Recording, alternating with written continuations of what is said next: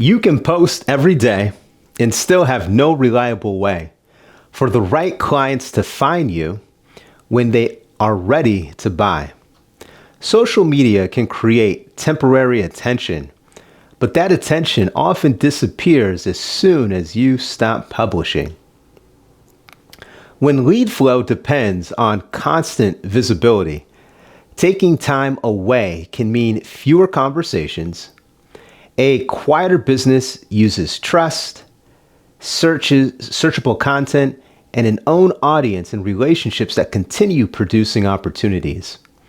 And so what I want to talk about today in this video is specifically for experts, consultants, coaches, and service business owners who want a consistent growth without having to post on social media daily. The problem this video is going to address is how to build a reliable path from expertise to clients without chasing the algorithm. In this video, we're going to answer 6 questions in 2 parts. First, we will explain why attention alone is a weak foundation and what must be built before marketing can work. Then, we will show how searchable content, email, and referrals turn that foundation into a growth system. By the end of this video, you will understand why authority matters more than visibility, how conversations strengthen an offer, and how to attract clients when you are offline. Now, I'm D. Langston. I go and help experts turn their knowledge and experience into an online program. I wrote everything down here in my new book. It's a new release, and if you would like a free copy of it, giving them away, simply comment book launch in the comments below, and I'll make sure to get you over the resources. Cool. So with that being said, let's dive into phase 1, building the foundation. Phase 1 answers the first 3 questions. Together, they explain why constant attention does not create dependable growth and what a quiet business must establish first. So, question number 1, why is constant social media posting a weak business foundation? The direct answer is that lead flow stops too easily when it depends on the next post. Here's why. Most social content receives attention briefly and then disappears. That can help with visibility, but it becomes a treadmill when the business has no other way to be discovered. The platform controls who sees the content. If the algorithm changes or you stop posting, attention can fall quickly. Social media can still help, but it works better as an amplifier than as the foundation. So the main takeaway from question 1 is that a sustainable business cannot depend on temporary attention that must constantly be replaced. That matters because the goal is to build assets that continue working when you step away. And so that brings us to question number 2. What should you build instead of chasing more visibility? The direct answer is that you should build authority with a specific audience. Here's why. Visibility means people have seen you. Authority means the right people believe you understand their problem and can help them reach a result. A large audience creates reach, but a smaller, relevant audience may create more trust. Authority grows when you explain the problem clearly, demonstrate judgment, and help people make better decisions before they buy. It does not require you to appear on every platform. And so the main takeaway here from question 2 is that the business should optimize for trust with the right people rather than recognition from everyone. That matters because trust turns expertise into client conversations. That brings us to question 3. How do you learn what those people actually need? And so, how How do client conversations create a stronger offer? That's what we're going to talk about now in question 3. The direct answer is that conversations replace your assumptions with the buyer's real problems, language, and desired outcomes. Here's why. Experts often create services and content around what they believe people should need. A better starting point is a few research conversations with people who resemble the ideal client. Ask what they're struggling with, what they have tried, what keeps blocking progress, and what a successful result would look like. The purpose is to listen, not sell. Those answers reveal which problems feel urgent, which results matter, and which words the buyer uses. That improves the offer and the marketing. And so the main takeaway from question 3 is that a quiet business begins by listening before it broadcasts. That matters because no marketing system can rescue an offer built on the wrong assumptions. With the first 3 questions answered, we can now do a recap of phase 1. Phase 1 recap. Let's recap what we've established in phase 1. Question 1 showed that constant posting creates fragile attention. Question 2 showed that authority is stronger than visibility alone. Question 3 showed that conversations reveal the problem and outcome the business should organize around. Taken together, this means a quiet business begins with trust and a market-informed offer. So now let's dive into phase 1, reflection questions. Let's see what we can go and produce. Before we move to phase 2, think about these 2 questions. Reflection question 1. If you stop posting for 30 days, what part of your lead flow would continue working? Reflection question number 2. What do you still need to learn directly from your ideal clients?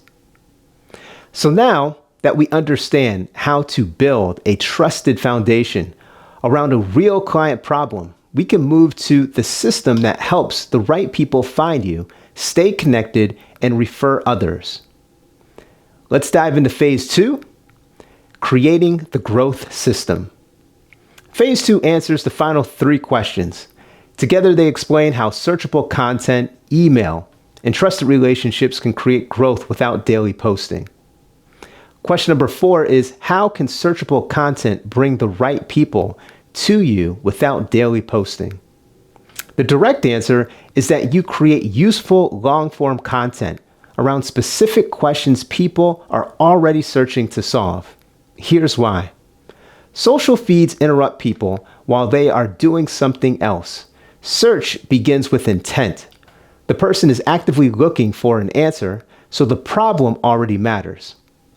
The easiest way to see this is through a library comparison. A social post tries to stop someone on the street. Searchable content places the right answer where someone has already come looking for it. The topic must be precise, such as how an independent consultant can get clients without daily posting, identifies both the person and the problem. So the main takeaway from question 4 is that searchable content replaces interruption with durable discoverability. That matters because one strong answer can keep attracting the right person after it is published. And so that brings us to question number 5. How do you keep that relationship from remaining on someone else's platform? Question number 5. Why should searchable content lead people to an email list? The direct answer is that email turns borrowed attention into a relationship the business can continue directly. Here's why. A viewer may find one useful video and leave. A relevant email resource gives that person a reason to stay connected and gives the business a dependable way to continue helping. The resource should match the problem that attracted the viewer. A small group sharing the same problem can be more valuable than a large audience gathering around unrelated topics. And so the main takeaway from question 5 is that discoverability creates the first contact, while email creates continuity and ownership. That matters because trust grows through repeated, useful conversation. And so this brings us to question number 6, the last question, which is how can existing relationships create growth without broadcasting to more strangers? Let's dive into question 6. How do referrals and partnerships complete the quiet business system? The direct answer is that they transfer trust from people who know your work to people facing the same problem. Here's why. A referral arrives with context because someone the potential client trusts has already described the value of your work. That can shorten the path to a conversation. The offer still has to produce a meaningful result. Once it does, ask successful clients whether they know someone dealing with the same challenge. You can also build relationships with professionals who serve the same audience differently. If 10 clients each know 5 people with a similar problem, that creates 50 warm potential conversations without a public campaign. And so the main takeaway from question 6 is that trusted results can create new opportunities through referrals and partnerships. That matters because transferred trust is difficult for an algorithm to replace.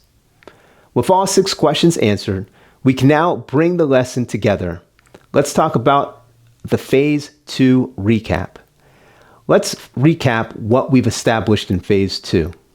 Question 4 showed that searchable content attracts people when they are looking for help. Question 5 showed that email turns discovery into an owned relationship. And then question 6 shows that results can spread through referrals and partnerships. Taken together, this means the system moves from discovery to ownership to transferred trust. Before we move into the final takeaway, think about these 2 questions. Question number 1. What specific question is your ideal client already searching when the problem becomes urgent? Question 2.